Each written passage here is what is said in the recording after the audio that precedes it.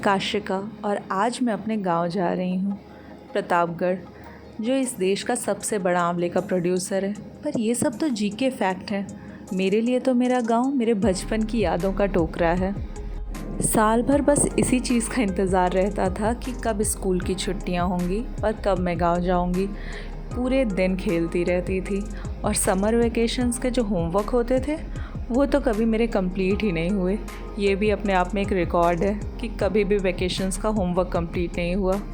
मेरा सफ़र शुरू हुआ रायबरेली जंक्शन से और इस समय सावन का मौसम था, तो कांवड़ियों का एक अच्छा खासा हुजूम मेरे साथ था और बोल बम के अच्छे खासे नारे भी लग रहे थे, जिससे सफ़र का दुगना मज़ा हो गया था। और इसके साथ ही हमारा सफ़रनामा शुरू हो गया है। हमारी रेलगाड़ी प्रतापगढ़ की ओर बढ़ चुकी थी। रास्ते में मुझे बहुत से खेत मिले जहाँ पे पानी भरा हुआ था। मॉनसून आ गया है तो धान की रोपाई भी शुरू हो गई है। यूँ तो सफ़र सिर्फ 2 घंटे का था, पर एक्साइटमेंट ऐसा था कि मुझे ये 2 घंटे भी 2 साल जैसे लग रहे थे। मैं लगातार सोचे जा रही थी कि कब आएगा गांव, कब आएगा। और रास्ते में कांवड़ियों के साथ बातें भी हो रही थीं और बातों ही बातों में ये देखिए हमारा गांव आ गया, रंजीतपुर चिलबिला कोट। मेरे गांव आने से पहले सबसे पहले एंट्रेंस पे ही सामने आपको जो स्कूल मिलेगा वो है ये मथुरा इंटर कॉलेज। और ये है मेरा घर, जिसका इतिहास 100 साल से भी ज़्यादा पुराना है। स्ट्रक्चर तो वक्त और ज़रूरतों के साथ बदल गए। पुरानी और कमज़ोर दीवारें वो गिर गईं और उनकी जगह नई और मज़बूत दीवारें बन गई। शायद वक्त ऐसे ही बदलता है, नई चीज़ें ऐसे ही आ जाती हैं। मैं आप लोग को दिखाने के लिए अपने घर की पुरानी फ़ोटोज़ खोज रही थी, तभी मुझे YouTube पे अवेलेबल गांव देश फिल्म की ये क्लिप मिली, जिसकी शूटिंग मेरे गांव में ही हुई थी। और ये जो पीछे आप घर देख रहे हैं ये मेरा ही घर है। पहले कुछ इस तरह से दिखा करता था।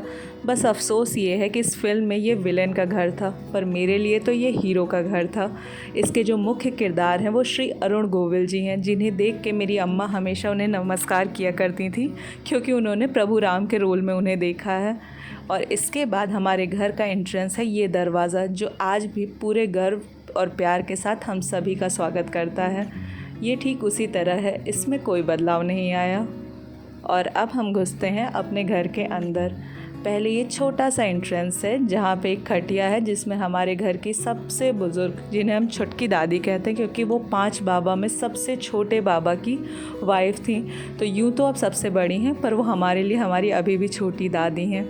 और ये हमारे घर का आंगन। बारिशों ने तो अपना खूब काम दिखा दिया है, पर ये इम्परफेक्शन ही इसकी खूबसूरती है। ज़मींदारी तो नहीं रही, पर उसका इतिहास इस दीवारों में आज भी ज़िंदा रखा है। मेरी बहुत सारी जनरेशन्स को इन घर ने आगे बढ़ते हुए देखा है। बहुत सारी कहानियाँ मुझे पता है, कुछ मेरे पापा को और कुछ मेरे बाबा को और कुछ सिर्फ इन दीवारों को। अब हम आ चुके हैं ऊपर की मंजिल पे, जहाँ अभी नया ही पेंट हुआ है, इसीलिए आपको यहाँ की अलग ही चमक नज़र आएगी। अब ज़्यादातर परिवार ऊपर ही रहता है, इसीलिए ऊपर की मेंटेनेंस आप देख के भी बता भी सकते हैं कि ज़्यादा परिवार कहाँ रहता है। शाम का वक्त है और ये घर के बीचों बीच जो आपको नज़र आ रहा है ये छत पे जाने वाली सीढ़ियाँ हैं। और शाम को इसी वक्त सब लोग एक साथ बाहर बैठ के कोई चाय पी रहा होता है तो कोई सब्जियां काट रहा होता है।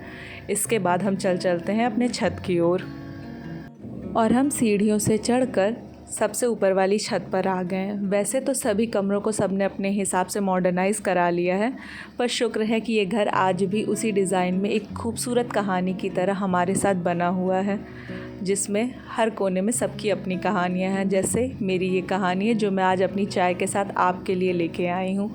मौसम अच्छा था तो प्लान बन गया कि क्यों ना खेत घूम आए।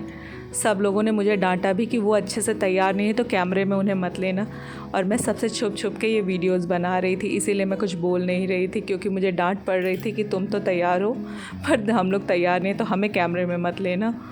दादी से पता चला कि इस बार उड़द की खेती हुई है। सब लोग तो खेतों का मुआयना कर रहे थे, पर मेरा ध्यान पास ही में बकरियों के झुंड पे लगा हुआ था। उसके बाद खेतों में ही मिला वो हमारा पुराना कुआं, जिसको देख के ही मैं डर के भाग जाती थी। कहानियाँ ही इतनी डरावनी थी। इसे सब कहते थे जीवधारी कुआं, यानी कि ये हर साल एक जान अपने में खींच लेता है। और अगली ही सुबह हम आ गए गांव के बीचों बीच इस शिव मंदिर में, क्योंकि सावन का सोमवार था और भोले बाबा को जल भी चढ़ाना था। आइए मैं दिखाती हूँ अपने गांव की कुछ झलकियाँ। ये गांव के बीचों बीच मैंने कैमरा थोड़ा सा घुमा के सारे घरों की फ़ोटोज़ भी ले ली। इस समय कोई निकला नहीं था, वरना आपको बता दूँ कि इन घरों में कई ऐसे बच्चे भी हैं जो रिश्ते में मेरे चाचा लगते हैं, पर वो मेरी ही गोद में खेले हुए हैं। 2-2 3-3 साल के चाचा मेरे। इसके बाद मैं और बुआ निकल पड़े शाम को लक्ष्मी नारायण मंदिर के दर्शन करने। लक्ष्मी नारायण मंदिर बहुत ही खूबसूरत और भव्य मंदिर है और यहाँ एक अलग ही सुकून है। अगर आप जब भी कभी प्रतापगढ़ चिलबिला कोट आएँ तो यहाँ ज़रूर दर्शन करिएगा। मंदिर की दीवारों को देखकर कारीगर की मेहनत का अंदाज़ा लगाया जा सकता है और मंदिर के अंदर एक अलग ही सुकून था। आप यहाँ आएंगे तो आपको बहुत अच्छा लगेगा।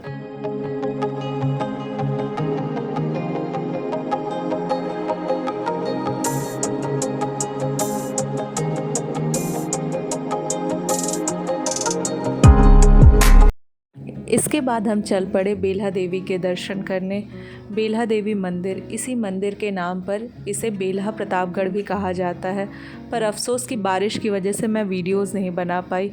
फिर मैं यहाँ का फ़ेमस किशोरी डोसा खाने आ गई। मेन्यू देखा तो मेन्यू 1000 चीज़ों से भरा पड़ा था, पर हम तो पहले से ही डिसाइड करके आए थे कि हमें किशोरी भैया के फ़ेमस मसाला डोसा खाना है। मेरा ऑर्डर भी आ गया और मेरा और बुआ की बातों का सफ़र भी शुरू हो गया। आखिर हम 3 साल बाद मिल रहे थे, इतनी सारी बातें थी करने के लिए और इसी डोसे के लिए तो हम प्रतापगढ़ शहर आ जाए थे। आज पूरा दिन कहाँ निकल गया पता भी नहीं चला।